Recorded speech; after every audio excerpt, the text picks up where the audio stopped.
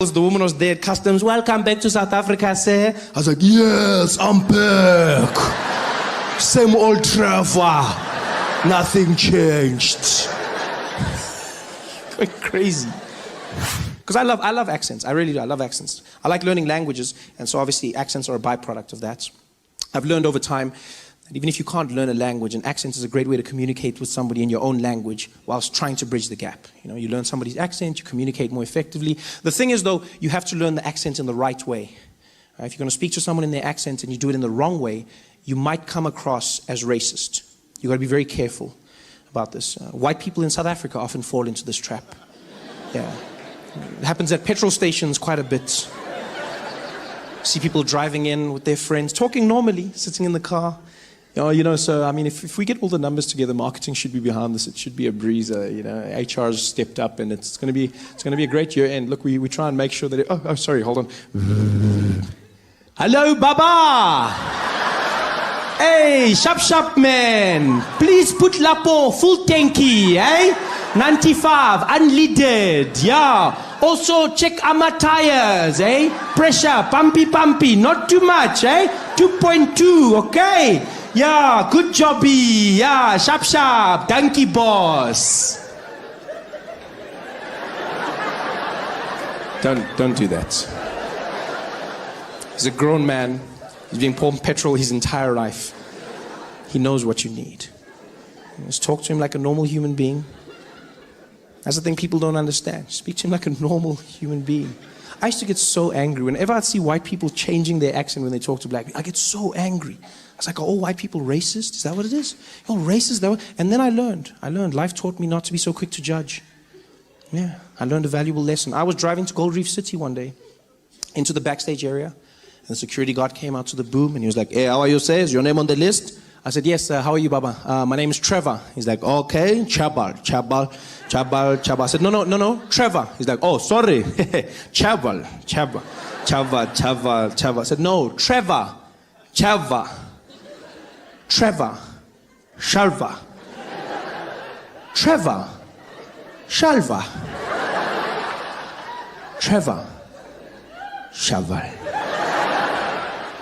Trevor, Shaval. Trevor, Shaval. Trevor, Shaval. And now my friend who was irritated, he just leans over me and he's like, hey, Papa, get Trevor. He was like, oh, Trevor. Why you don't talk properly? And then I understood. I finally understood what white people have been trying to do.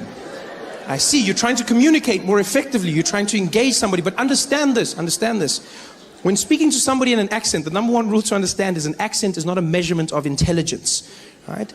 An accent is just somebody speaking your language with the rules of theirs. That's all an accent is. So don't speak down to them. Don't patronize them. Speak to them the way you would to yourself. Just try and learn their accent. That's all it is. It's just another accent. Yeah. And I learn them. I spend all my time learning accents. I try. I love it.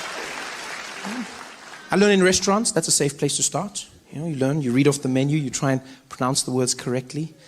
I was inspired by French restaurants, funny enough. Yeah, whenever I'd go to a French restaurant, I was always fascinated by the fact that people would order food in a French accent. I never understood why. Because they don't do it in any other restaurants. Only in French restaurants do people walk in and then change their accent when they order. They come in talking normally. Yeah, you know, it's a wonderful thing. You're really going to enjoy it. It's so beautiful. Yeah, stunning. You have to have... Oh, the dessert. Oh, good evening. How are you, sir? Yes, I will have a bottle of water for the table, please. And let's start off with... could we get the Sauvignon Blanc, please?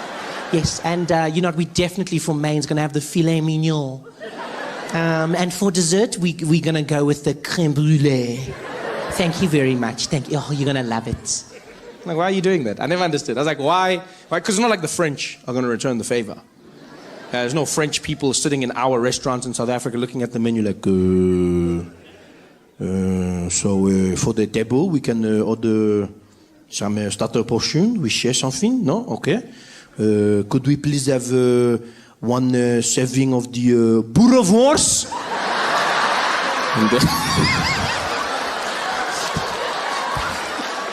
That's not going to happen. I'll never forget. So I met an American in South Africa.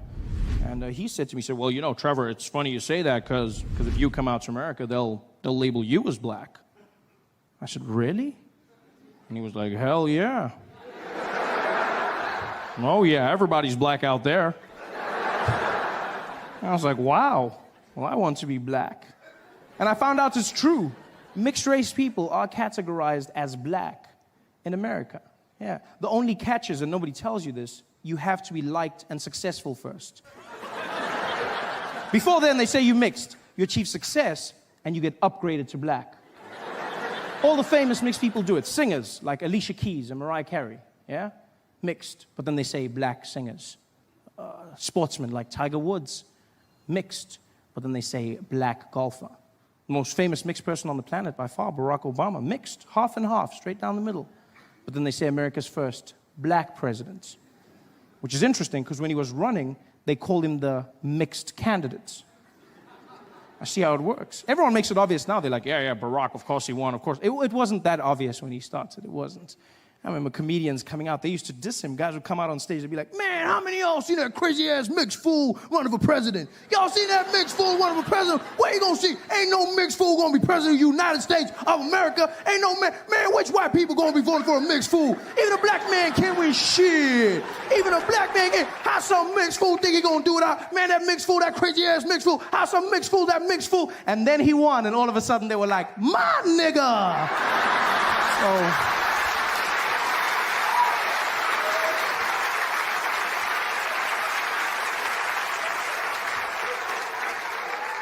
it's just gonna work, folks. It's gonna work. It's gonna be done. I'm gonna do it. It's gonna be done. And the people in South Africa and Iraq and the countries and health and insurance, and we're gonna do all the things healthy with the money and also thank you.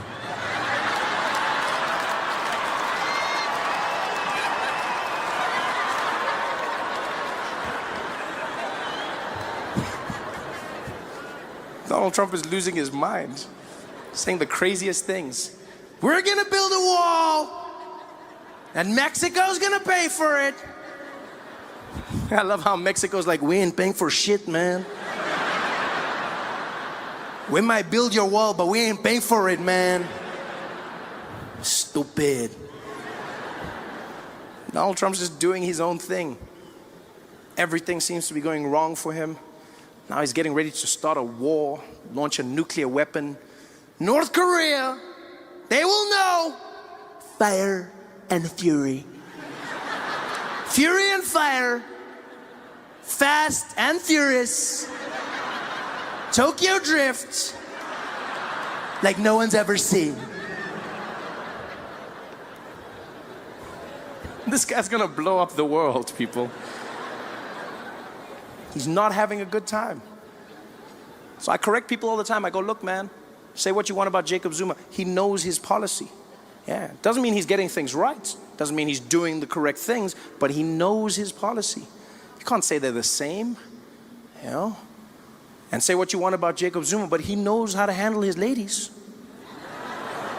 Yeah, he doesn't have any problems there. Donald Trump, walking around in public, his wife smacking his hand away. Pa! In public. Do you know how embarrassing that was? Donald Trump was there trying to hold Melania's hand. She just slapped it away. He tried to grab it and she, pa! And then the second time he tried to grab it and she just did like a little thing. And everyone was like, are they okay? Are they fighting? I was like, yeah, of course they're fighting. They're having a horrible time. Completely horrible time. And you don't even need to see the video of the hands to know that they're having a bad time. I've had a theory for a long time that Donald Trump and his wife are not in a happy relationship. And I don't want to start any rumors, but I've noticed this. You know, I've noticed it in their speeches.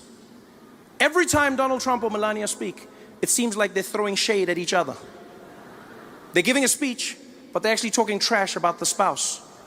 Every time, all you have to do is listen to the subtext of what they're saying. For instance, Melania Trump came out. She made a speech about her platform as First Lady. In America, every First Lady gets to choose what their dream job is going to be, what they're going to be doing to help the country. Michelle Obama says she's going to help kids get healthy meals and workouts. Melania Trump came out, and what did she choose? She came out, no one forced her, and she was like, As First Lady, I believe we need to fight against the cyberbullying. All of the people on the Twitter who are saying the bad things, we need to stop them. We need to make sure that they cannot carry on what they're doing. I was like, do you know your husband, lady? And now I realized she was doing it on purpose.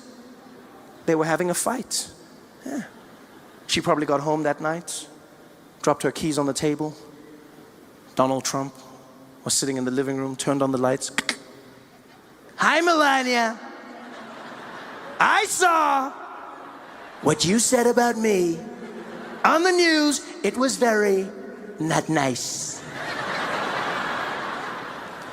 Oh, hello, Donald. I didn't see you sitting over there. I thought you were watching the cartoons. You know I was watching the news, Melania. I watch all the news. Fake news. So what are you going to do about it, Donald? You want a war? You've got a war. I'm gonna get you, Melania. You're gonna pay. Do your worst, Donald. Oh, it's on. I'm the best at worst. The next day he came out, gave a speech. What did he say? We've got to get rid of all these immigrants, folks. All these immigrants need to leave this country. Your move, Melania. She went to a women's conference. We need to stop sexual assault. The men who are grabbing the ladies. And so Velasquez walks down towards where I'm standing with my agents. My guy tries to apologize, says, I don't know what's going on. I silenced him with one move of his hand. He's like, no, I go. And he stepped up, he looked me in the eye, and he's like, sir, you got to stand for silence, for that, okay? Don't touch nothing on the moving, okay? None of that. And I didn't know what he was saying. But I knew what he meant. And so I stood there, I raised my arms. And as I did, he whipped out his wand. He started using it all over me, and as soon as he did, I knew why he was who he was. It was the most magical thing I've ever come across in my life. The way he wielded that wand was unlike anything I've ever experienced. I felt like I was being blessed. I just stood there with my head down as he went all over me, just blessing me with his power. It was something special. It was like a force and energy. It's all, like on the outside, you still heard that beeping. It was like, ee, but in my head, I heard a lightsaber. That's what I heard. I heard like, it was like,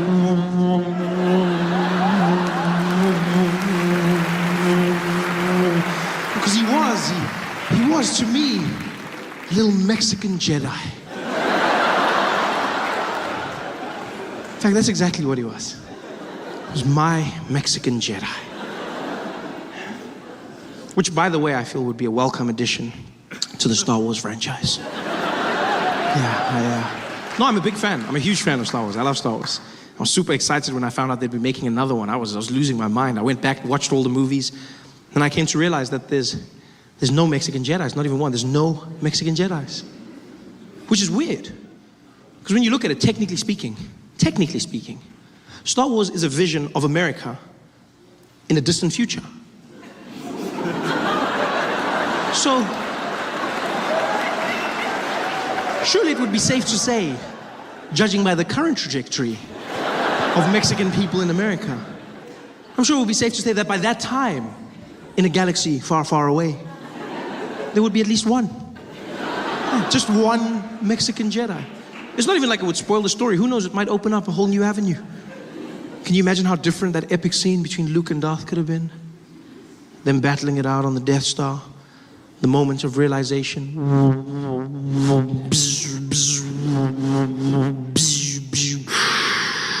Luke. What do you want, you evil man? Luke. What do you want from me? No. Luke, man. Luke.